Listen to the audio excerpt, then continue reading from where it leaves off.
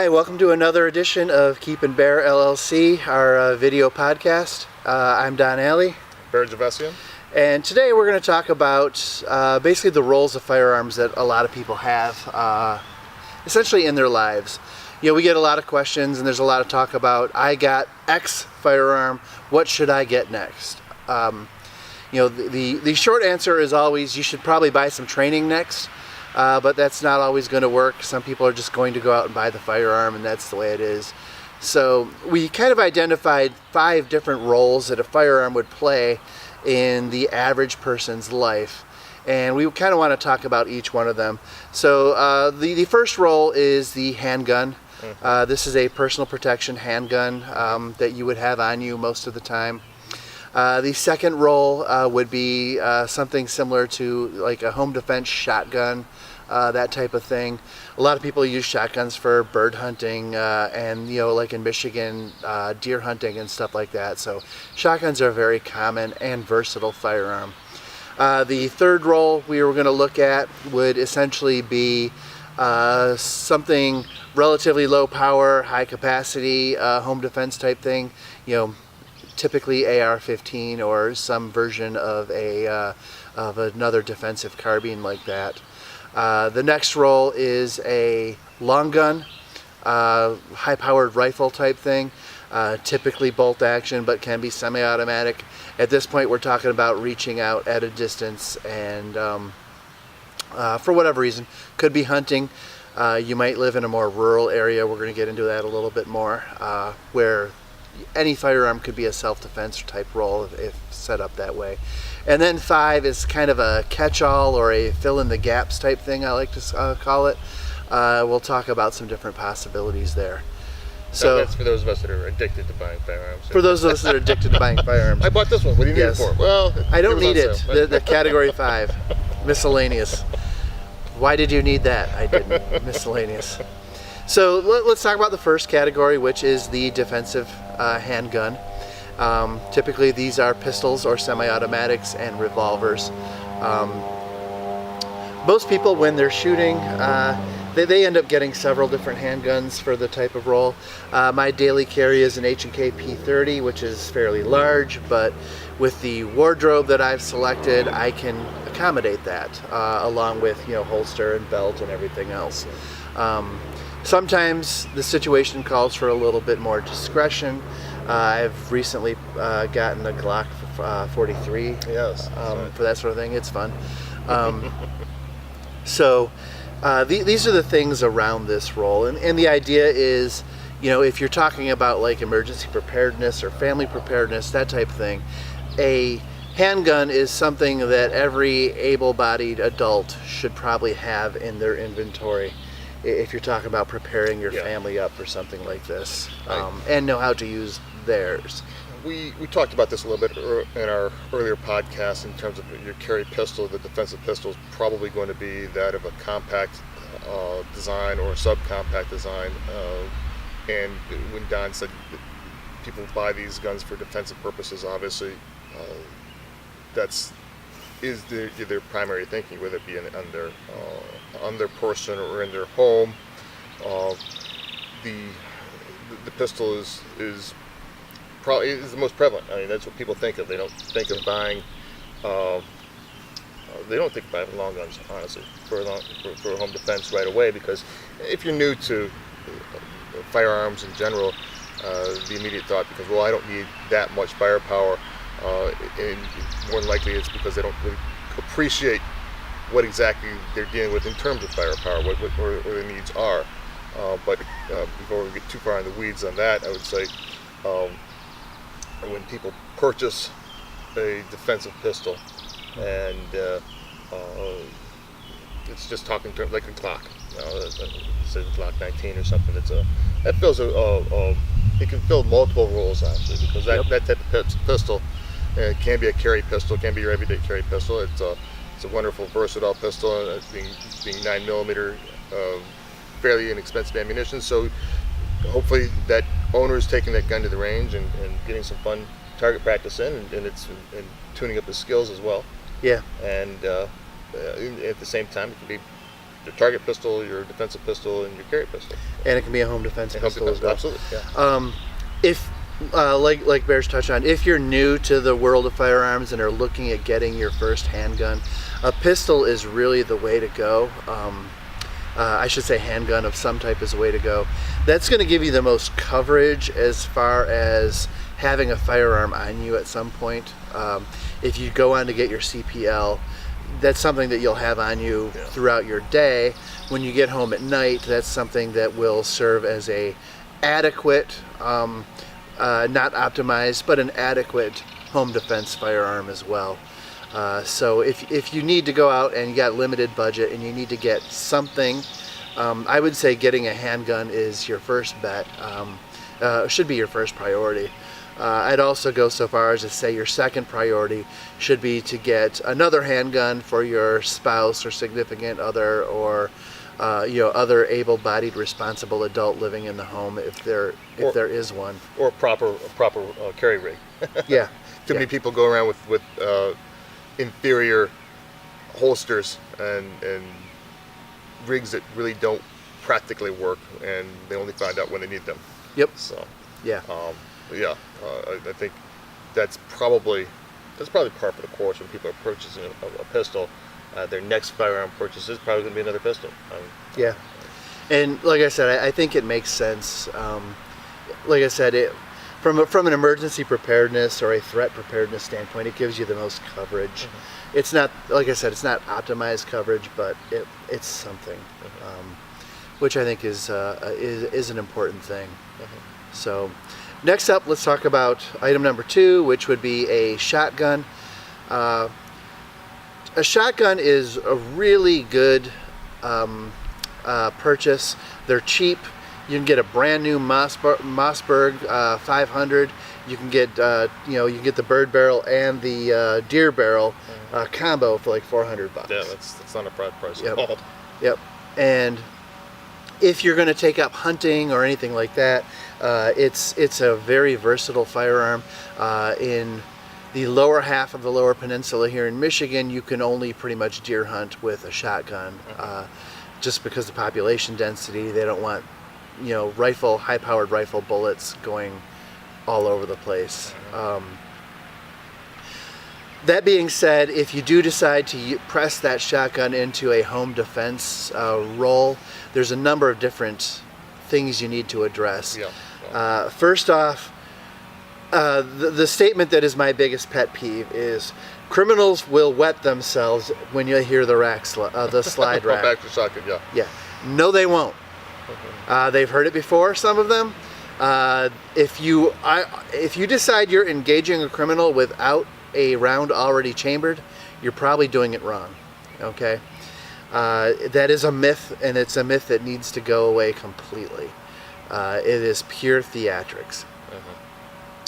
If someone tells you this as advice, I recommend you keep that information in your back pocket as far as what the caliber of information this person is giving you, because it's not the best information. It's not something to fall back upon. Like to expect that, I'll just grab my 870 pump and jack around in the chamber and make it real loud as I can and expect everyone to go away. That's just not going to be reality. Yep. And as far as a shotgun goes for home defense, aside from the Joe Biden home defense, all you need is a double barrel and shoot 2 rounds. Don't listen to Joe. Do not listen to Joe Biden. Yep. No, Uncle Joe. Someone tried listening to Joe and was convicted. Oh. Yeah, they called it the Joe Biden defense. They even played his statement in the courtroom, and it didn't hold up. Oh boy. Yep. Well, there's a couple things to bear in mind with the shotgun for home defense, and it's something that people don't think about right away, and that is the type of ammunition you're loading into that shotgun. Yeah. That's the other myth. Yeah. Bird shot, you don't even have to aim it. That is incorrect. Distances you do need to, but there's also the idea that, like, I love my Remington 1100. I use that gun all the time. I've got a Mossberg pump as well. They're not my home defense firearms, but I go clay shooting a lot, and I'm not very good at it, but I love doing it. And so I've got a lot of number 7 and 8 shotgun shells, and it would not be ideal for a home defense situation. It can work, but you're going to be looking for something that's a little lower on the gauge scale, or I'm sorry, the shot scale for a shotgun shell. Something what's called 00 double-aught buckshot, and those have about a dozen shot pellets in them that are about 357 diameter, and it's a very effective round. But here's the kicker: they penetrate, and they will penetrate most walls. So when you hear about using a shotgun for home defense, you don't need a pistol, you just use a shotgun. You're going to be sending some rounds, or you're going to be sending some shot pellets through a lot of walls. If you're shooting inside your own home. It's something to understand and be aware of. Yeah. You can't birdshot. really control that. I'm sorry. Yeah. Yeah. You know, birdshot's got maybe 100 small BBs in it that are designed to spread out at distance and penetrate a bird enough to drop it. That is not adequate for a human, even at close distance. There have been all kinds of cases where a human has taken birdshot hits, and that has not neutralized the threat. It looks really ugly, but it's not adequate for a home defense round. Yep. And when you get into the double-aught buck, like you're saying, the spread of double-aught buck in structured distances like 20 feet is maybe 4 inches across. And some major penetration. And it's going to do a lot of penetration on whatever it hits. But the notion that you don't even have to aim is completely false. At that distance, 4 inches, you had better aim. You have to get in the torso and stuff like that. So it is a devastating weapon. We haven't even talked about slugs yet. Slugs are basically a giant mass of one projectile in this thing, and with the amount of force that a shotgun shoots with and that amount of mass hitting you, it is a very grim defensive round that you would use. It's probably not something you want to. I mean, this is my personal take on it, so it's opinion. It's probably not something you want to deal with or use for a home defense scenario. A shotgun slug is, again, well, you're going to have to aim with it because it is one single shot. So the idea that, again, with the shotgun, you don't have to aim a shotgun, but you're still going to need to aim. And it's not, I would say, the most practical. Again, the discussion, the discussion is centered on a practical home defense firearm, right? I'm going to go to a pistol and to a carbine. Exactly. So. Which is our unrehearsed segue into the third category, carbines. We're talking AR-15, AK-47. There's many different pistol caliber carbines on the market. I personally have a Beretta CX-4 Storm in 9mm. Battlestar Galactica. Battlestar Galactica rifle. It is a phenomenal firearm to shoot. You get a 16-inch barrel with 9mm plus P, and you do have plenty of power with this thing. The difference that is important to state when we're talking about a pistol caliber carbine is that a 9mm leaving the barrel of a pistol, which let's say it's a 4-inch barrel, 4.5-inch barrel, is probably going to be pushing about 900 to maybe 1,000 FPS. You put that same round in a carbine in a 16-inch barrel, and you're probably getting at least 1,200 out of it. Yep. And it extends the range and the lethality and the effectiveness of the 9mm round. So Don's setup as using a 9mm carbine for home defense is an excellent choice and very effective. People might criticize it and say, "Oh, it's just a 9mm," but coming from a 16-inch barrel changes it does. dramatically. It does. So. Yep. But the whole carbine category, if you're looking at this from a personal protection or like a preparedness inventory of everything you need, this category is excellent because it tends to be low recoil and high capacity. It's been vilified in the news quite a bit lately, but that doesn't take away from what its intent actually is. And if I was looking from a preparedness standpoint, if I am in suburbia or definitely an urban environment, this probably would be my second priority firearm, where you are likely to deal with a large quantity of individual threats, and you don't need reach out and touch someone 200 yards, 300 yards. You don't need that type of range. I'm thinking like the LA riots or something like that. Koreatown essentially was left to fend for themselves, and they were using SKSs and other defensive carbines to protect themselves. They weren't looking at projecting threat 200, 300 yards away. This isn't warfare. They were looking at protecting their shops and protecting their their homes and things like that. And they were dealing with a large amount of threats.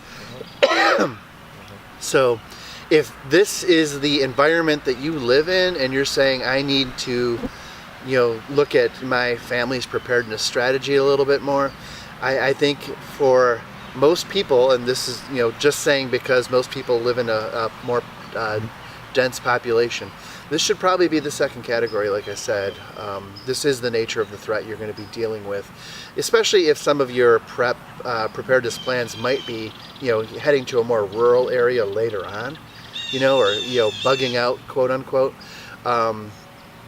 You need to be able to get out of the populated areas. And in this case, like I said, the AR-15, there's a number of different chamberings for it. The 223 or 5.56 by 45 millimeter is the more common one. Yeah, sounds like the birds are getting into this one now. Yeah.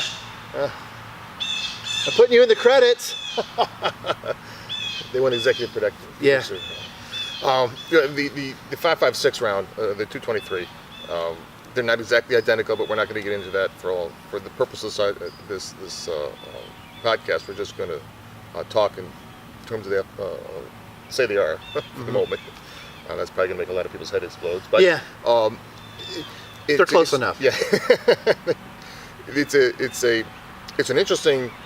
It seems almost paradoxical, but this is a rifle round in a AR-15 platform or whatever semi-automatic rifle platform. That it could be like a Mini 14 or something like that. Yeah, Mini 14. It could be an Agent K93 if you really have a lot of money to spend, or a Sig 5.56. Right. But that rifle round has been proven to be. It does not over-penetrate. So when you're looking in a urban environment, or you're looking in even a home environment, you're going to find that it doesn't pass through walls as much as you would think at first blush.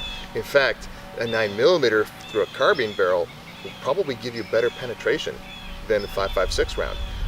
The nature of the 5.56 round is such that because it's so fast and so light, when it strikes the initial target, it rapidly decelerates.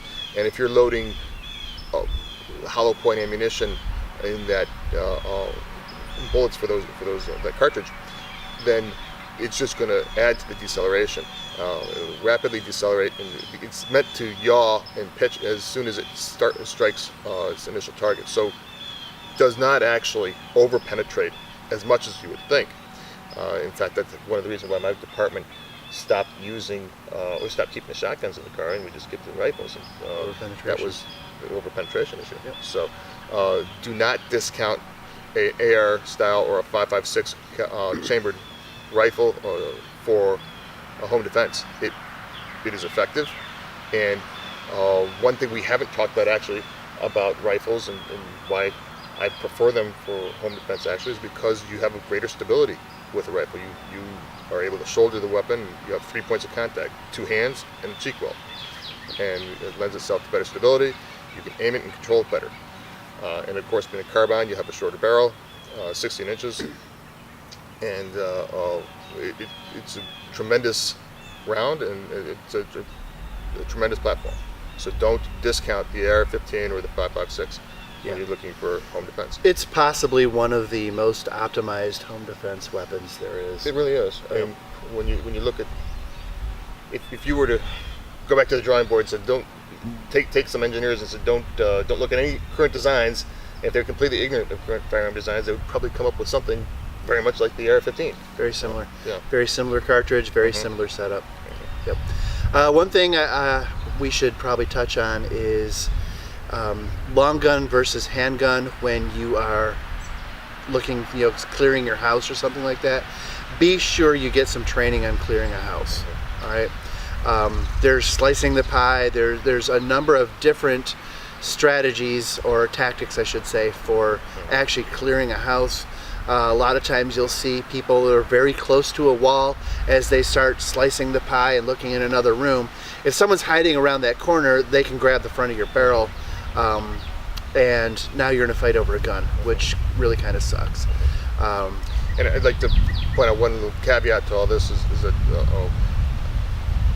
you probably shouldn't be getting into that sort of situation if you live in a fairly suburban or well-populated area, because your police presence should be good and you should be able to respond quickly enough.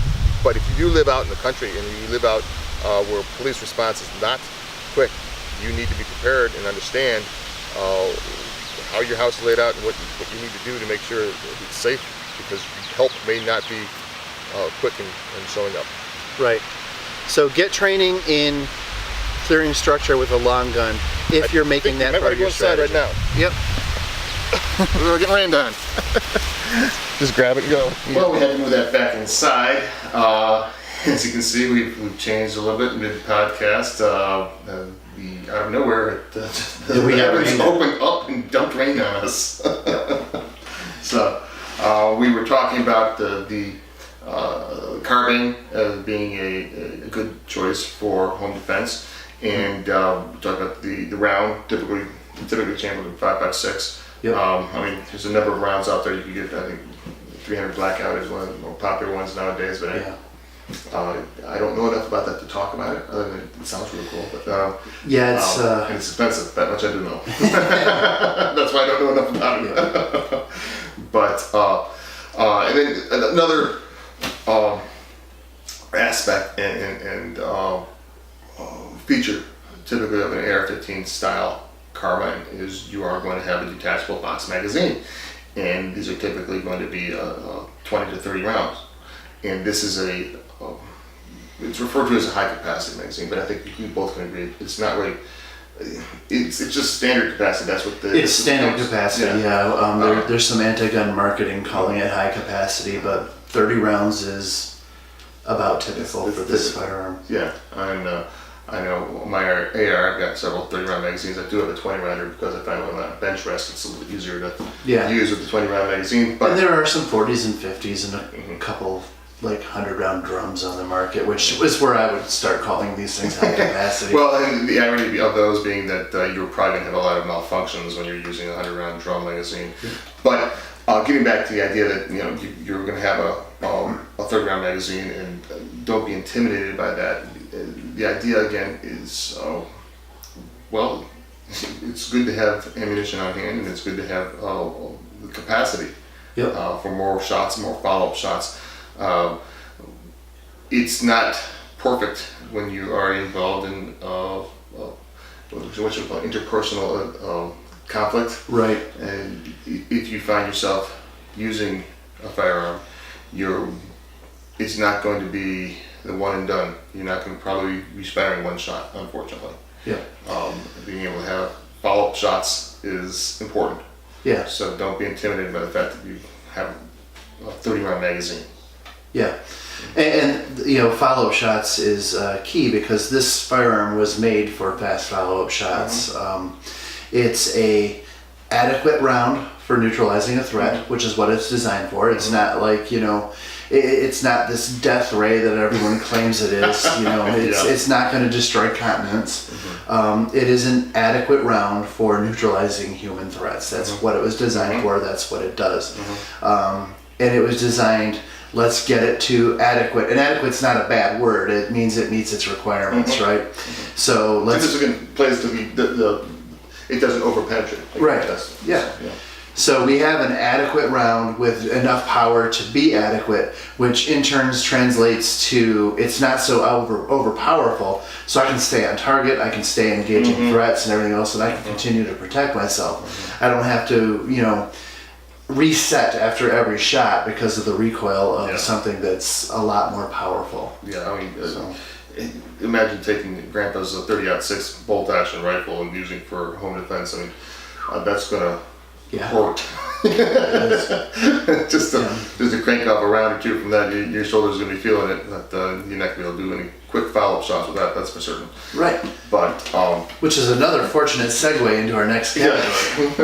High-powered rifles would be the next category. That's the fourth category we mentioned. I think a high-power rifle has its place. Not necessarily with everyone. I don't think everybody needs it from a personal protection standpoint. For hunting, a shotgun is adequate. Even an amped up defensive carbine round is adequate for hunting deer and the like. High power rifles are meant. At this point, you're projecting force 100, 200, 300, 400 yards away, up to 1,000 yards and more. Well, that's interesting. I just read an article about someone was saying his personal opinion was a 308, the 7.62 round was ideal carbine home defense rifle. Home defense rifle to have. A 308. A 308, yeah. And his logic was that you could reach out and touch someone at 400 yards if need be. I mean, a 7mm round, a 30 caliber round is gonna do something. I'm not sure. He was using the Agent K91 platform, actually. Okay. Or the Sun-T, I think that's how to say it. And for those of you who don't know, it's a large rifle. Usually you got a 20-inch barrel at least on it, and it's heavy, and it's a good rifle, no doubt, and you can use it for hunting. Yeah.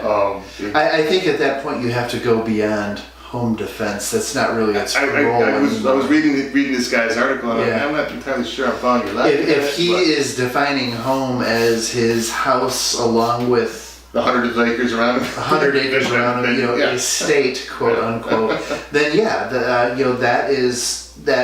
would be the protective role of this type of firearm that we're talking about now. I don't really see it happening in suburban areas. We're talking, you have to be pretty rural to be able to, employ that. And even at those distances, let's say 200 yards, you can even press 300 yards. A 5.56 round will reach out and effectively engage those kind of targets. You need to be able to handle your rifle and be skilled enough to understand how to do that. But the odds of encountering that situation in an urban or suburban environment are slim. Yeah. At this point, we're talking a total shit hits the fan scenario. Yeah, well, you're left defending your homestead, and probably more out west where you've got a little bit more line of sight. I'm sorry, I should qualify my remarks. We weren't even talking home defense at that point in time because you're not going to be engaging targets at 100 yards for home defense, exactly. Unless you have a very large home. Yep. So this would be an ideal rifle for some type of estate defense or homestead defense or something like that in some type of environment where authority has broken down and you're kind of left on your own. Yeah. And you've put up the proper warnings and everything else or patrols and whatnot, and bad guy is still coming. After zombie apocalypse time. At that point, that's kind of what we're talking about. So, from a home defense standpoint, or a personal protection strategy standpoint, this is probably last on the list. I wouldn't say don't have a high-powered rifle in your inventory. It's something I'm actually kind of working on. I got a Mosin Nagant, which is like kind of at the low end of high-powered rifle area, right in there. It's a big cartridge. And it's comparable to a 308 in many ways. It sits in my basement. There's not a strategy. There's not a role for I it. think everybody has a Mosin. Yeah, I think everyone does too. I got one to shoot though. Yeah. No, I mean, and then I suppose the next step would be, well, it's quasi-carbine. Well, it is a carbine. Your lever action. Yeah. You can talk lever action too, but Yeah. that would be the pistol. You can get a pistol caliber lever action. You can get all up to 30-30 lever action, 30 caliber lever action. Yeah. I suppose we should just talk about that when we talk about the AR platform. It's a good platform, and it's a good a rifle for home defense as well. Yeah. But as far as high power rifle, yeah, you're gonna be looking at something that's a bolt action or 30 caliber on up type of rifle. Yeah. So that's not something that you're going to be going through your house with. Absolutely. When somebody was bumping the night. Yeah. So, Like I said, this is something that you've got some property that needs protecting Yeah. for some odd reason. Now, long range shooting is fun. Precision shooting is a lot of fun. it takes a lot of skill. Yeah, it takes a lot of skill, and definitely if that's something you're interested in, go for it. Get this sort of thing. But if you're looking at how do I protect my family now, where are my resources going to go now? A big high-powered rifle it's pretty low on the list. No. Yeah. It's a handgun, and then probably another handgun, and then from there possibly a carbine. Yep. So, Yeah. So the last category is other or catch-all. The very first thing I want to mention in that category is a .22 rifle. If you're going to get a carbine, if you're going to get a long-range rifle, if you're going to get anything, a .22 rifle, like a Ruger 1022 for instance, should probably be one of the first firearms that you get. I'd say, probably right after handguns. Something like that, unless you have an absolute pressing need for an AR-15, that type of thing now. I think the .22 caliber rifle falls into that category because it's an easy gun to shoot. Everybody's familiar with that rifle, or at least since they are at some point in time, and they probably shot it. Yep. So the 1022 rifle it's a fantastic little gun, very inexpensive. Ammunition is cheap. Yeah. I, however, would probably not employ it for home defense. Correct. Yeah. That's not my first go-to. Of course, sometimes any port in a storm, but it's a great rifle to train yourself on, to understand how to use a rifle and to get good at handling it and become a good marksman with one. So don't discount having that type of rifle to train with, and then graduate to a higher caliber. 22 to 223. It's essentially the same bullet, just a larger cartridge.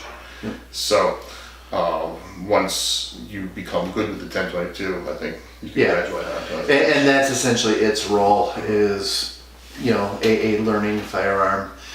What can I do to become proficient without breaking the bank? You start looking at hunting, like small game. A .22 is the go-to for this thing.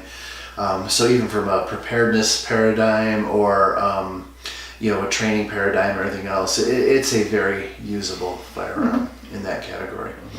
Another thing I would put in the other category would be something you'd probably put in your bug out bag or your go bag, or some people call it a truck gun, something they would actually put in their vehicle as a kind of a just in case, something a little bit more powerful than a handgun, just something that'll basically get them home. That type thing. There is a new AR platform pistol carbine that is out in the market that uses Glock magazines. Oh, nice. Darn it all, if I don't remember the name of it. You look up carbine that uses Glock magazines on the interwebs. You should be able to find it. Yep. I've heard good things about this. Because obviously, it's chambered in, I think, 9 through 45, 40 and 45. So it's just Glock magazines. Yeah. And there's that little Kel-Tec that does the same thing. Okay. I think you can get different models or change an insert, and you can shoot the Beretta 30 rounders, the Glock 30 rounders, stuff like that. This kind of goes back to our pistol carbine that we were talking about earlier. It may make sense for a truck gun. It may make sense for a bug out bag, that type thing. The advantage to these is you're carrying a common ammunition between your handgun and your long gun. And if you are making a bug out bag that is, person intent to move this thing around, weight is important. And having something that might shoot in both, it might actually be an advantage. You're gonna have to look at your own situation and stuff like that. So that's something I put in the other category as far as a need goes. I haven't figured too much more out with this as far as what people may want and have convinced themselves is actually a need. Cannon. We're very good at this, gun people are very good at convincing themselves they need something. Justifying a purchase. Yep. Well, I need this because Yep. Martians. I don't know. Martians, Yep. And then the wife listens to it. Yeah, that's flimsy. I don't think that's a good idea. I've heard flimsier, but that's pretty flimsy. I need this because it looks because I've got a 30 gun safe and I've got 29 guns, right? Right. I got to get that one in there. OCD kicks in. Yep. So those are essentially the roles as far as breaking down what you might want to purchase as far as a handgun or any type of firearm, and how you would allocate your funding to do that. So again, I would go with handgun first, especially if you have a CPL or if you live in a state that has constitutional carry or something like that. Get training. We're not saying don't get training, but this is something that you can use as a home defense firearm. You can use as your out and about firearm, and it's going to give you the most protective coverage for most of the time. Biggest bang for the buck. Pun intended, I guess. Yep. From a protection standpoint, I would probably go with an AR-15 or some type of defensive carbine next. And if I was going that route, I would seriously consider a 1022 before that, just to get trained up on. But the person is going to have to assess their own threats. I would also add that if you're looking to get an AR platform and you know that's where you want to go, there are a number of AR platform 22s out there to choose from, and the controls are the same, the ergonomics of the rifle are the same, so transitioning from one to the other would be seamless. I do have one little thing to add to that. There are conversion kits available for existing AR-15s to make them 22 caliber. I've not heard anything good about them. I've not had any personal experience with them. So just, I guess, buyer beware. If you're looking at that saying, I can buy an AR-15 and then spend another $100, $120 or $100, whatever the cost is for this conversion kit, I've not heard good things about that. So just beware. They may have changed. Maybe good kits out there now. I haven't heard good things about them either. I mean, if you're going to go that route, just get the correct upper for what you want to shoot. It won't cost you that much more, honestly. So. Yep. Yeah. And then, from there, I think it's really going to depend on situation, whether you want to go with shotgun for its versatility or high-powered rifle for, its capability at range. Like we talked about, the shotgun's not really getting you anything new as far as range goes, but with the spread of birdshot, you might be able. It's versatile. There is a place for a shotgun. Versatility, exactly. And then long gun, like you were saying, and if you've got special considerations like a truck gun or something like that, that's where that would go after that. So you see a lot of that type of things out. Look further west where there's a lot of property where the guys are driving around and literally, they have to keep a rifle in their truck because they don't know what they're going to be dealing with, and talking varmint control and wildlife. But it's something to consider. Yep. So those are the 5 categories as far as we kind of categorize them in a way. This is not an industry standard by any means. It's if you have questions or thoughts or additions to this, please let us know in the comments below, and just we'll be happy to address that, and we'll probably pick them up for our next podcast. There is a lot out there with firearms. I mean, we joke about it when we talk to people when we're training them and teaching them how to use firearms. We say, well, you probably don't want to learn how, because once you learn, you're going to want to buy more, and it's just going to drain your bank account. But there really is a lot of variety out there for a lot of different reasons, a lot of different purposes. And it behooves you to go out and test out what you want before you buy, because you're going to be making a sizable purchase, a couple $100. It's nothing to sneeze at, and you want to make sure you get it right. So we hope this helps categorize, or helps you make the decision a little better. Yep. So. Cool. Thanks. Well, I'm Don. I'm Barrett. And thanks for joining us. All right. Take care.